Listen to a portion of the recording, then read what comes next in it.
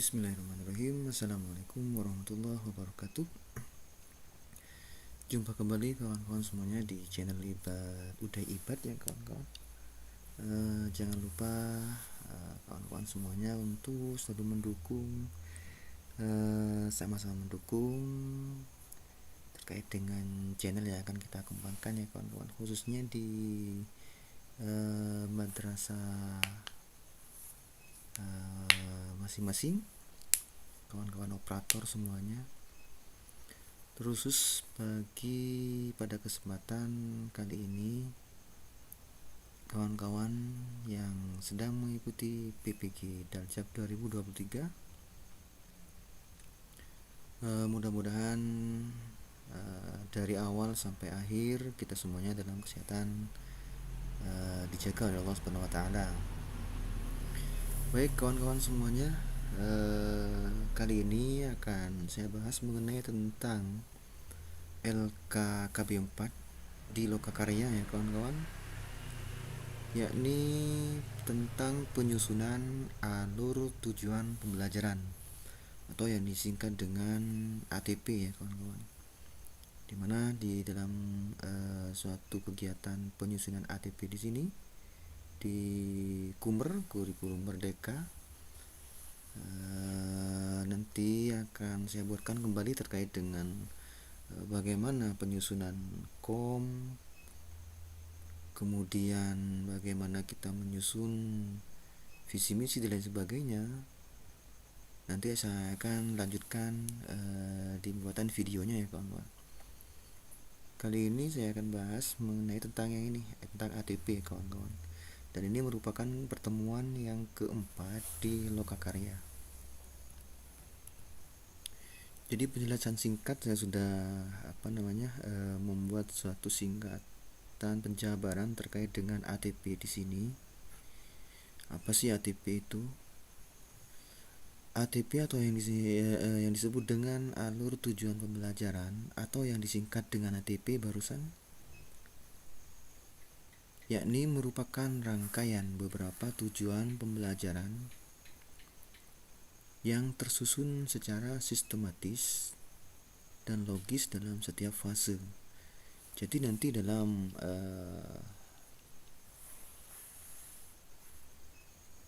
pembuatan ATP kawan-kawan nantinya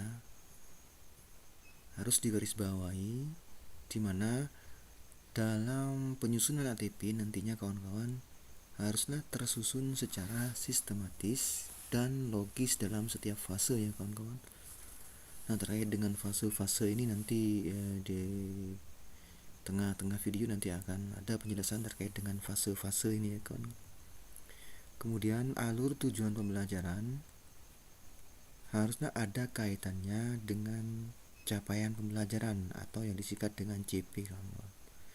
Jadi ATP di sini ada kaitannya dengan CP.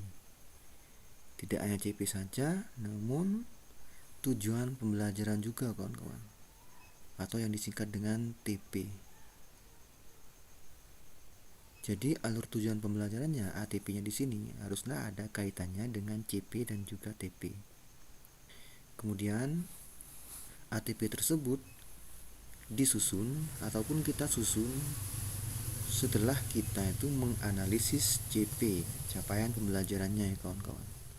Kemudian merumuskan TP ataupun tujuan pembelajaran kawan-kawan. Jadi itu penjelasan singkat terkait dengan ATP. Bagaimana cara kita menyusun ATP secara sistematis dan juga logis pada setiap fasenya. Kemudian alur tujuannya pembelajarannya haruslah ada kaitannya dengan CP dan juga TP. Kemudian ATP-nya juga harus disusun setelah menganalisis CP, kemudian merumuskan TP ya kawan-kawan. Nah, kemudian yang berikutnya, apa sih langkah-langkah yang harus kita lakukan dalam penyusunan ATP? Langkah-langkahnya yang pertama adalah memahami konsep alur tujuan pembelajaran yang terdiri dari apa saja itu? Definisi, konsep, dan juga manfaat alur TP ya kawan-kawan. Ini merupakan langkah yang pertama dalam penyusunan ATP. Kemudian langkah yang kedua adalah memahami prinsip dan kriteria penyusunan alur tujuan pembelajaran atau ATP ya kawan-kawan. Jadi langkah yang kedua adalah kawan-kawan memahami prinsip dan juga kriteria. Prinsip dan kriteria itu seperti apa nanti akan saya jelaskan di lanjutan videonya ya kawan-kawan. Kemudian langkah yang ketiga, memahami metode alur ATP atau ATP ini dengan berbagai opsi pilihan. Salah satunya apa itu? Dengan memahami metodenya dari konkret ke abstrak. Nah, bagaimana seperti apa contohnya metode ATP dengan konkret dan abstrak ini nanti akan saya jabarkan di belakang kawan-kawan. Kemudian metode deduktif nanti juga contoh-contohnya akan ada semuanya. Mudah ke sulit, bagaimana kita memahami ATP tersebut dengan metode pilihan-pilihan dari mudah ke sulit nanti akan ada contohnya seperti apa. Hierarki keilmuan itu juga bagaimana dan juga contohnya bagaimana nanti akan saya jelaskan kawan-kawan. Dan secara prosedural dan juga scaffolding. Langkah yang keempat dalam penyusunan ATP adalah memahami alokasi waktu pembelajaran dengan mempertimbangkan struktur keilmuan, keluasan dan juga kedalaman materi, dan hasil asesmen atau pemahaman awal peserta didik.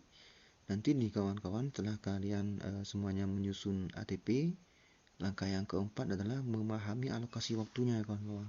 Nanti alokasi waktunya akan ditaruh di apakah di 8 JP, 12 JP, tergantung dengan mempertimbangkan struktur keilmuan, keluasan dan juga kedalaman materi. Ya, ini yang harus diperhatikan kawan-kawan dalam penyusunan ATP ya.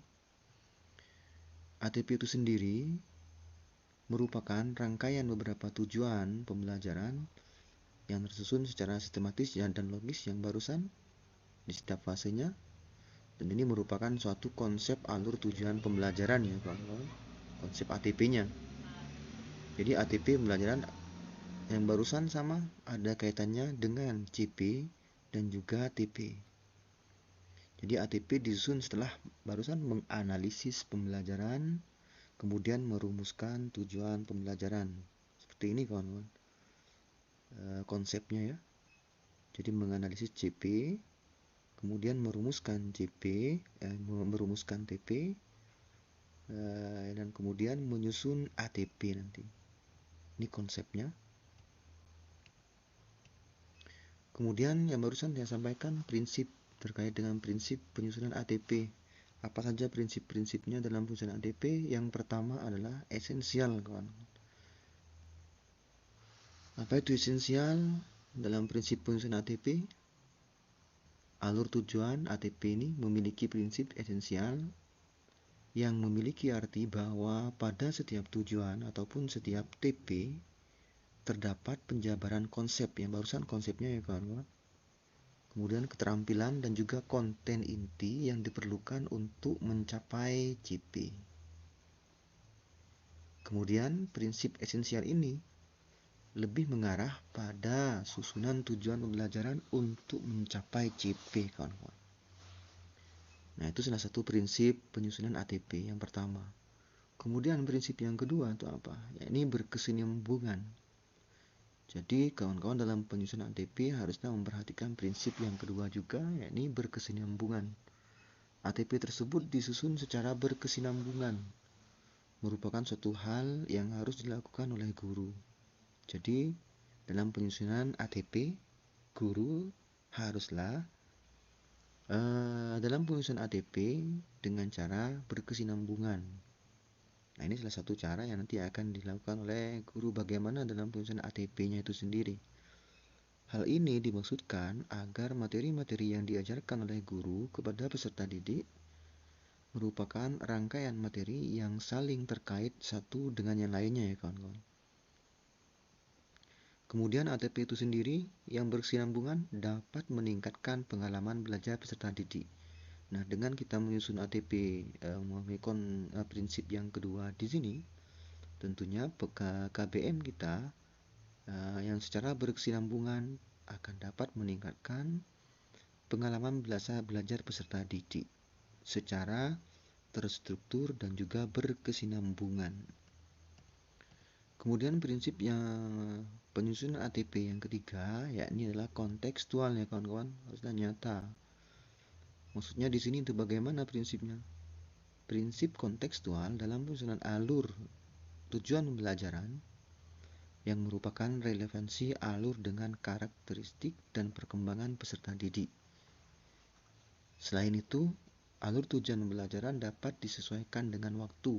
Jadi ATP-nya nanti akan disesuaikan dengan waktunya ya kawan-kawan. Contohnya apa itu? Nah, sebagai contoh di sini puasa wajib. Misalkan nanti materinya kawan-kawan di puasa wajib akan lebih kontekstual ini jika dipelajari pada bulan Ramadan ya kawan-kawan. Nah, suasana mengkaji ilmu dan praktik di bulan puasa nantinya ini akan lebih diinternalisasi oleh peserta didik ketika ia mempelajari pada saat bulan Ramadan. Jadi kontekstualnya pada bulan Ramadan itu sendiri kawan-kawan. Maknanya adalah materi yang akan dijabarkan ataupun dilaksanakan oleh guru nanti disesuaikan dengan disesuaikan dengan situasi dan juga kondisinya ya kawan-kawan. Seperti yang barusan, puasa wajib akan lebih kontekstual jika dilaksanakan pada bulan Ramadan, seperti itu kawan-kawan. Kemudian prinsip ATP yang keempat, yakni adalah sederhana. ATP tersebut kita susun secara sederhana untuk apa itu? Untuk memudahkan guru dan juga peserta didik dalam melaksanakan urutan pembelajarannya. Dan juga hindari memperumit ATP tersebut dengan menjaganya agar tetap sederhana dan juga lugas kawan-kawan. Jadi prinsip yang keempat adalah sederhana. Dalam penyusunan ATP nantinya kawan-kawan usahakan secara sederhana ya kawan-kawan. Hindari juga memperumit ATP-nya agar supaya KBM tersebut berjalan dengan baik ya kawan-kawan. Kemudian yang saya jelaskan di awal barusan ada kriteria. Apa sih kriteria? Apa saja kriteria dalam penyusunan ATP? Kriteria yang pertama adalah ATP tersebut menggambarkan urutan pengembangan kompetensi yang harus dikuasai secara utuh dalam satu fase. Jadi nanti kriteria dalam penyusunan ATP kawan-kawan harus dikuasai secara utuh dalam satu fase. Nah, fase-fase ini nanti akan dijelaskan di lanjutan videonya ya kawan-kawan. Namun kriteria yang pertama harus dipahami juga, pengembangan kompetensi ini harus dikuasai secara utuh dalam satu fase. Kriteria yang kedua, ATP tersebut menggambarkan cakupan dan juga tahapan pembelajaran yang linier dari awal hingga akhir fase. Jadi ATP tersebut menggambarkan cakupan tahapan pembelajarannya, yakni yang linier dari awal hingga akhir fase. Kriteria yang ketiga, yang C, ATP tersebut pada keseluruhan fase menggambarkan cakupan dan tahapan pembelajaran yang menggambarkan tahapan perkembangan kompetensi antar fase tiap jenjang ya kawan-kawan. Jadi nanti akan ada perbedaan antara fase di tingkat satuan madrasah ibtidaiyah dari fase apa, di satuan pendidikan madrasah sanawiyah itu fase apa, dan juga aliyah itu fase apa, nanti akan ada kawan-kawan. Kemudian yang berikutnya, setelah kita memahami prinsip, ada metode ya kawan-kawan yang barusan. Nah, ini kawan-kawan yang barusan dalam penyusunan ATP ini. Metodenya yang pertama ini dari konkret ke abstrak ya kawan-kawan. Jadi sudah jelas di sana ya kawan-kawan. Contohnya sangat jelas, kawan-kawan lebih lebih fleksibel cara memahaminya kawan-kawan. Yang pertama kita coba urutan yang pertama dari metode konkret ke abstrak di sini. Contoh dalam TP adalah menulis surah surat pendek pilihan Quran surah Al-Bayyinah. Nah, di sini kalimat menulis di sini merupakan metode yang konkret. Artinya siswa itu dia melakukan proses KBM dengan cara menulis, kawan-kawan, konkret ya. Kemudian jabarannya ke bawahnya itu melafalkan dan menghafalkan surah-surah pendek atau pilihan. Nah, sudah mulai hampir abstrak ya, kawan-kawan.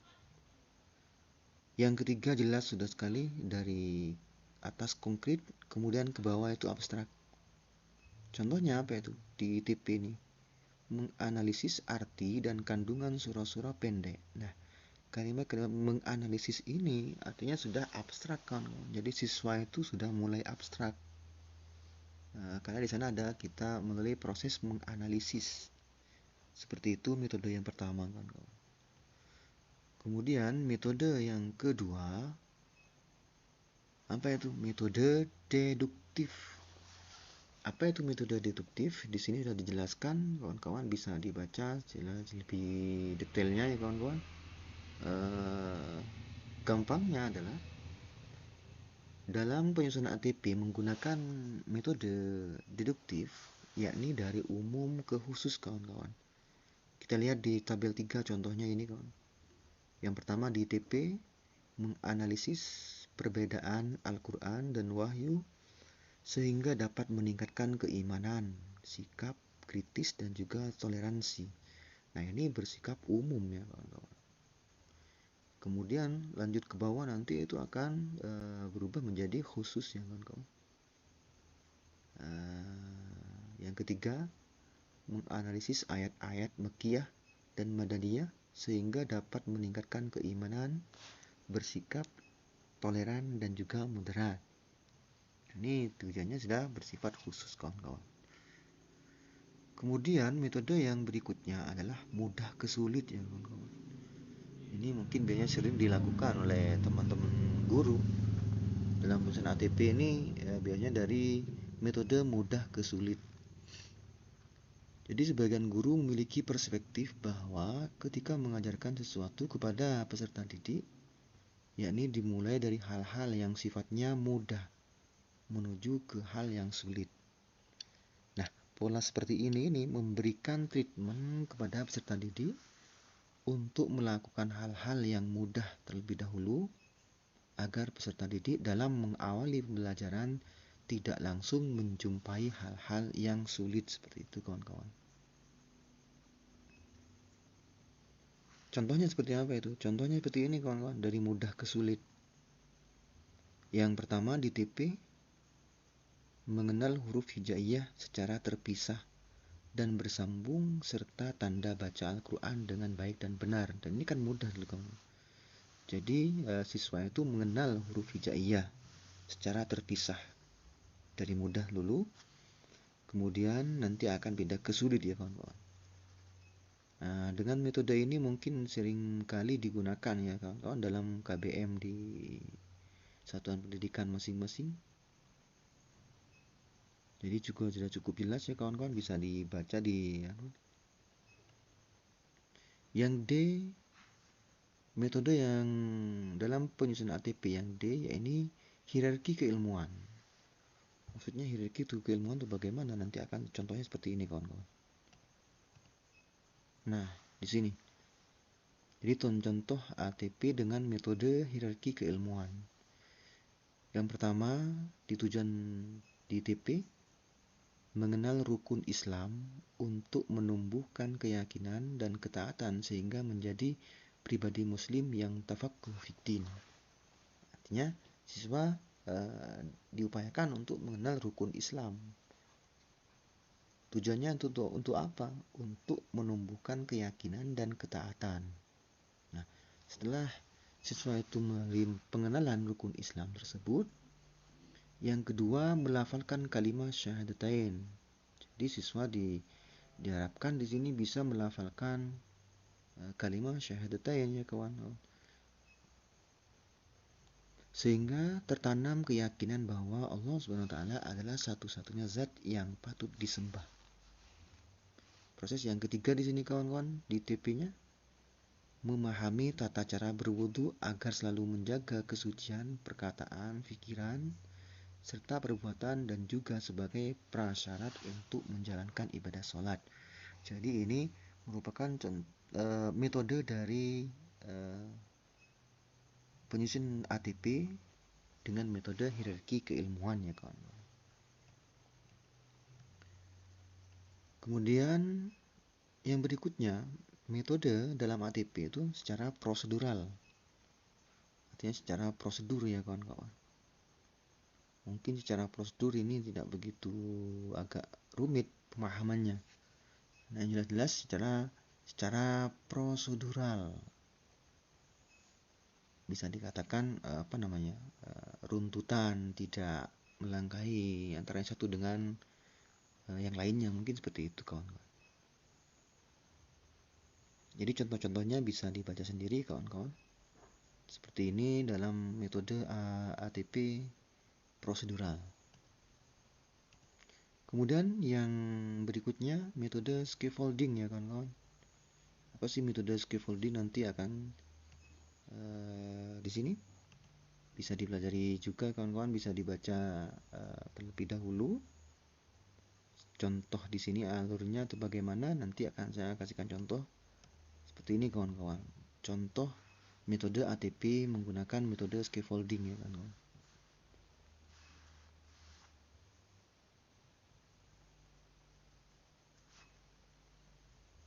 Nah, ini ya kawan-kawan.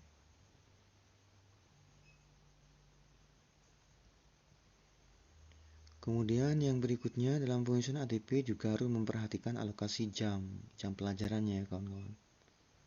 Nah, karena dalam penyusunan ATP nanti bagaimana kita itu juga memperhatikan alokasi jam waktunya. Jadi alokasi jam pelajaran, di bawahnya ada struktur kurikulum. Nanti dalam penentukan alokasi JP dalam setiap JP, TP dan juga ATP-nya ya kawan-kawan.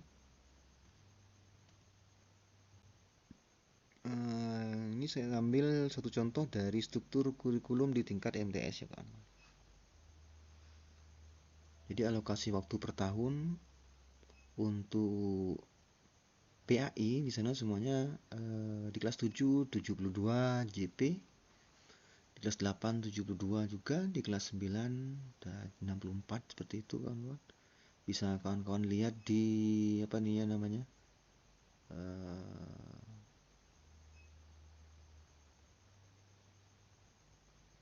Di monitor ini ya kawan-kawan.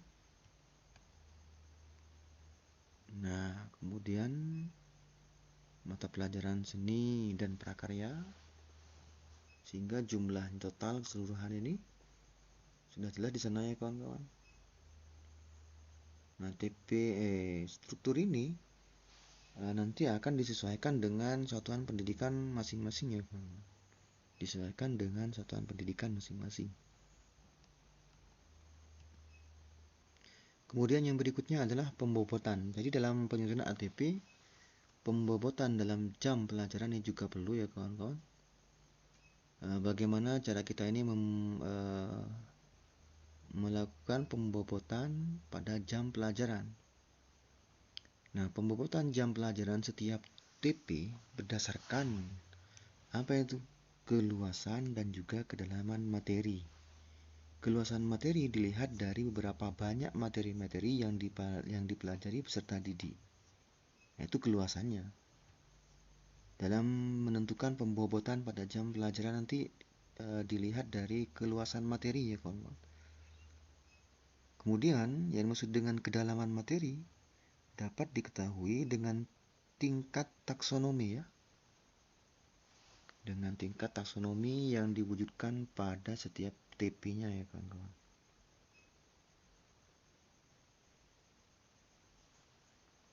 Nah, selain itu juga guru dalam menentukan bobot alokasi jam pelajaran juga dapat mempertimbangkan dari apa itu? Dari hasil asesmennya atau pemahaman awal ya kawan-kawan.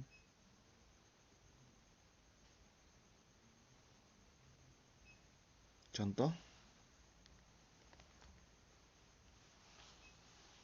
Nah, contoh dalam pembobotan TP menggunakan taksonomi Anderson ya kawan-kawan. Ini ada C1, dalam TP itu ada terdapat 9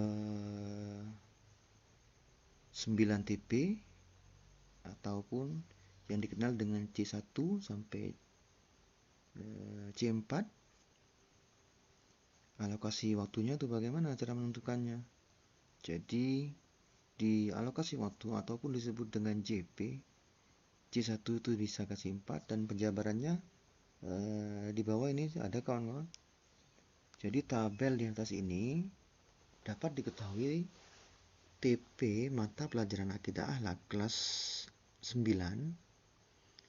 keluasan materi ditunjukkan dengan banyaknya tujuan pembelajaran ataupun TP ya kawan-kawan. Jadi keluasan materi ini ditunjukkan dengan banyaknya tujuan pembelajaran. Ini berapa? 9 TP. Sedangkan kedalaman materi ditunjukkan dengan menggunakan tingkat taksonomi ya, antara C1 dan juga C4 sampai C4 ya kawan-kawan. Jadi dalam kedalaman materi tersebut yang ditunjukkan dengan menggunakan tingkat taksonomi antara C1, C2, C3 sampai dengan C4 dalam masing-masing TP ataupun tujuan pembelajaran. Nah, kemudian dalam penentuan alokasi waktu CP pada TP yang kedalaman materinya C1 diberi bobot 4 JP, C2 diberi bobot 6 JP, C3 diberi bobot 8 JP, dan C4 diberi bobot 10 JP. Nah, kemudian catatannya di sini kawan-kawan, jumlah pembobotan JP masing-masing TP di atas jika ini tidak bisa dijadikan patokan ya kawan-kawan, tergantung pada mapel kawan-kawan yang ajarkan nantinya ya kawan-kawan. Semisal si 2 ini harus diberi bobot 6, misalkan dalam pengaplikasiannya kawan-kawan di satuan pendidikan dalam kegiatan pembelajarannya merasa tidak cukup ataupun kurang dengan 6 JP ini masih kurang, kayaknya siswa masih belum begitu belum begitu menguasai terhadap materi-materi. Jadi ini bisa dirubah kawan-kawan, misalkan dirubah 8 JP seperti itu kawan-kawan, dan juga seterusnya. Nah, kemudian pembobotan ini haruslah kawan-kawan digarisbawahi dalam pembobotan JP menyesuaikan keluasan yang barusan dan juga kedalaman materi, serta dapat juga mempertimbangkan hasil asesmen ataupun pemahaman awal peserta didik. Jadi dalam pembobotan di sini kawan-kawan haruslah menyesuaikan keluasan dan juga kedalaman materi yang kawan-kawan laksanakan di satuan pendidikan. Formatnya tuh bagaimana, seperti apa itu? Format dalam penyusunan ATP di sini contohnya ini manajemennya, rangkumannya. Nah, sudah jelas ya kawan-kawan. Sebagai rangkumannya yang sudah saya jabarkan dari awal ini. Oke, itu rangkumannya kawan-kawan. Contohnya, contoh format ATP-nya seperti ini kawan-kawan.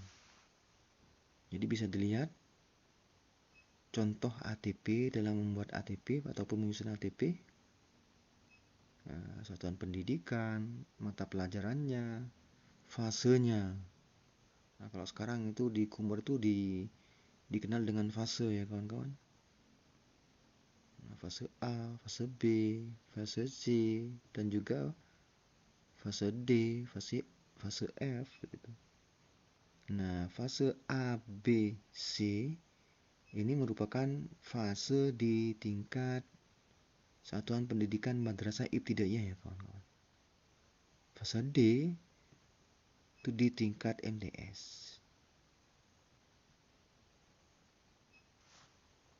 Nah, ini contohnya kawan-kawan. Ada elemen di bawahnya ada fikih ibadah. Di kolom berikutnya ada CP, capaian pembelajarannya. Kawan-kawan masukkan CP-nya di kolom CP di sini. Setelah kawan-kawan masukkan CP-nya, kawan-kawan lanjut ke kolom berikutnya, yaitu apa itu? TP, tujuan pembelajarannya. Tujuan pembelajarannya kawan-kawan masukkan di kolom tersebut. Kemudian dilanjutkan dengan ATP-nya ya kawan-kawan. Nah, seperti itu. Membiasakan puasa sesuai syariat agar menjadi pribadi yang bertakwa dan terbiasa menjalankan pola hidup sehat dan kuat. Nah, di sini barusan dalam pengalokasian waktu. Dalam pengalokasian waktu di sini nanti juga dipahami kawan-kawan sesuai dengan keluasan dan juga kedalaman materi. Misalkan ini dalam 12 JP ini sudah dirasa cukup, ya sudah 12 JP kawan-kawan masukkan. Kemudian misalkan kawan-kawan awalnya itu memasukkan 8 JP namun masih belum merasa belum sempurna dalam KBM-nya, dan ini bisa dirubah kawan-kawan, dirubah ke penambahan, ditambah ataupun dikurangi ya kawan-kawan, seperti ini. Nah, CP-nya masukkan semuanya kawan-kawan, TP-nya juga masukkan, ATP-nya juga dimasukkan, pengalokasian waktunya juga diinputkan di sini kawan-kawan. Nanti hasil akhirnya nanti akan ketemu di sini kawan-kawan. Jadi ada 72 JP dan 36 pertemuan.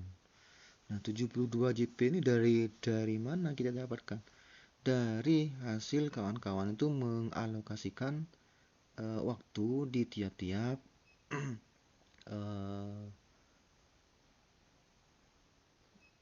dari CP, TP, dan juga ATP-nya ya kawan-kawan. 36 ini didapat dari mana? Didapat dari penjumlahan dari berapa banyaknya pertemuan ya kawan-kawan. Nah, seperti itu.